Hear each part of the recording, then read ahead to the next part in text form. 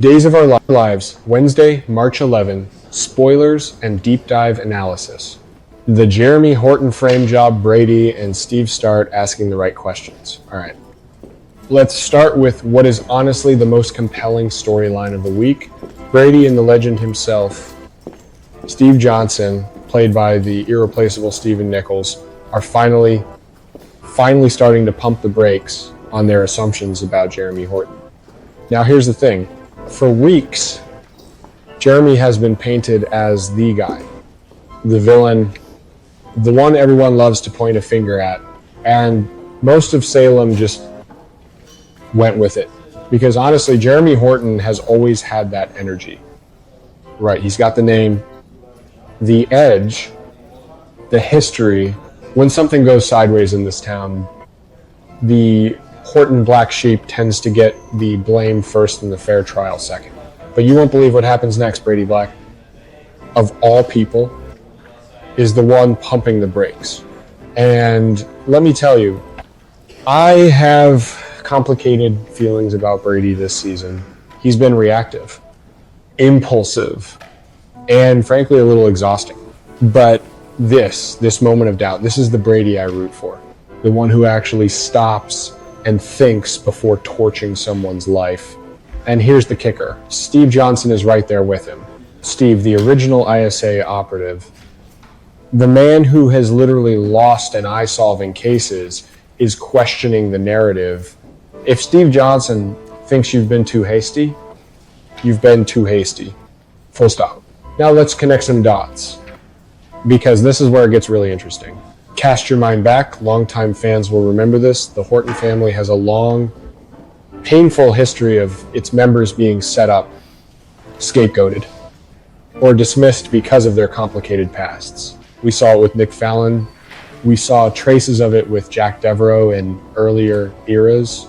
Salem has a terrible habit of deciding who the villain is before the evidence is in.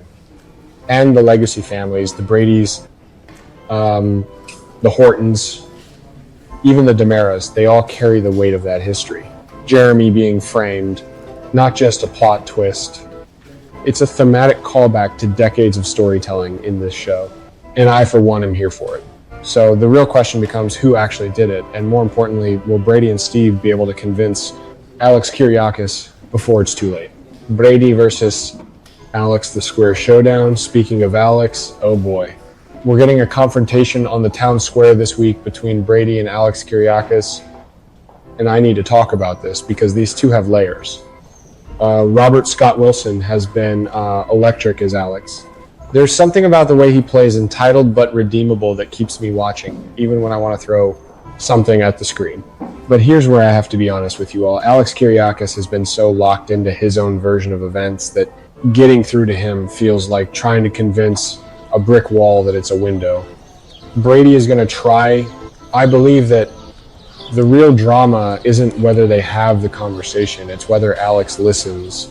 And based on what we know about this character, I'm not holding my breath. Alex operates on instinct and ego first, logic second. That's not shade, that's just the man's operating system.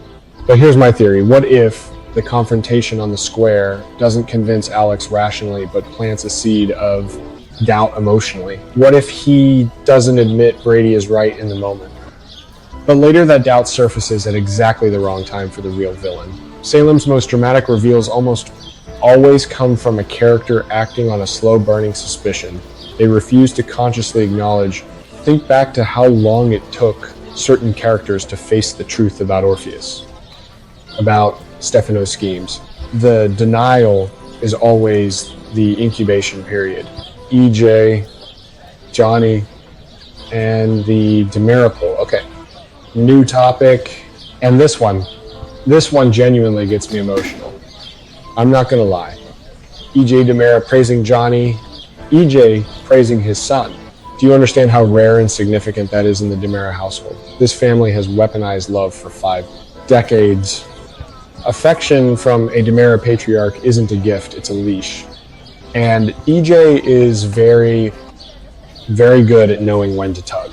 Carson Boatman has grown so much as Johnny, And what I find fascinating about this storyline is the psychological trap being laid in real time. EJ is pulling Johnny back in warmth.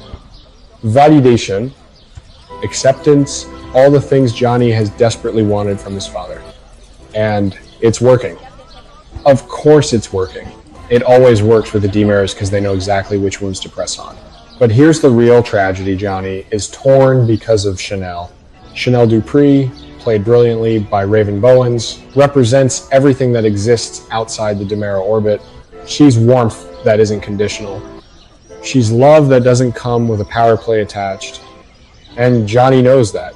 Somewhere in him, he knows the difference. This is a classic DiMera inheritance dilemma, and I'd argue it's the most authentic version we've seen since EJ himself was caught between Sami and Stefano's world years ago. The cycle is repeating, and the show is being very deliberate about that echo. I love it, and it breaks my heart simultaneously. My prediction, Johnny, is going to make a choice that seems like a compromise, but is actually him choosing the DiMera side without fully realizing it. And the fallout with Chanel is going to be devastating. Xander and Sarah, finally, a moment of peace. Can we just breathe for a second? Because Xander and Sarah are giving us something beautiful this week. And after everything these two have been through, they have earned it. Little Victoria being sick with pneumonia is genuinely frightening as a plot device because nothing cuts through adult drama like a child in danger. But what I find moving here isn't the medical crisis itself. It's what it forces Xander and Sarah to do. It forces them to stop fighting. Stop navigating the complicated wreckage of their history and just be parents together. Paul Telfer and Lindsay Godfrey have always had chemistry that feels lived in and real. Xander is a character who, let's be real, I should probably dislike more than I do. His past is genuinely dark, but the show has done the work of showing his capacity for genuine love. And Sarah is the character who has always been the clearest mirror of that capacity. This bonding moment over Victoria, it's not just sweet, it's strategic storytelling. The show is reminding us why we root for them right before, I suspect, something comes along to complicate everything again. Classic soap structure, enjoy the warmth while it lasts. Zannalie fans, Paulina, Chanel, and the Lexi bombshell waiting to drop. Now this is a storyline I need everyone to pay close attention to. Paulina is opening up to Chanel, and the question on every fan's mind right now, including mine, is whether Paulina is finally going to spill the tea. About Lexi Carver? For newer fans, Lexi Carver was one of the most beloved legacy characters in Day's history. She was Abe's wife. She was a Horton-connected figure. And her death left a hole in this show's emotional landscape that has never fully been filled. Chanel, through her connection to Abe, is deeply tied to that legacy. Whether she fully understands it or not, if Paulina drops the Lexi revelation in this conversation, it changes the dynamic of this mother-daughter relationship fundamentally. Chanel has always seen Paulina as her anchor, her person. But secrets at this level, secrets that involve legacy characters, family history, grief that goes back years, those don't just inform a relationship, they transform it. I think this conversation is going to be the emotional peak of the entire week. And I think Paulina does tell her, the writers have been laying groundwork for this for too long not to execute it now. Stephanie's undercover operation and the pickpocket moment, okay? Last segment. And honestly, this might be the most fun storyline of the week. Stephanie Johnson, yes. Steve's daughter. Abigail Klein, playing her with the perfect mix of nerves and determination, is going full spy mode. She's going to deceive Owen Kent. She lets him kiss her. And then while he's distracted, she goes for his pocket. That phone she's after, it could be the key to everything surrounding Jeremy's situation. This is not just a soap opera moment, this is a heist. A miniature, emotionally loaded heist. And I am obsessed with it. What makes this work is the legacy dimension. Stephanie is Steve Johnson.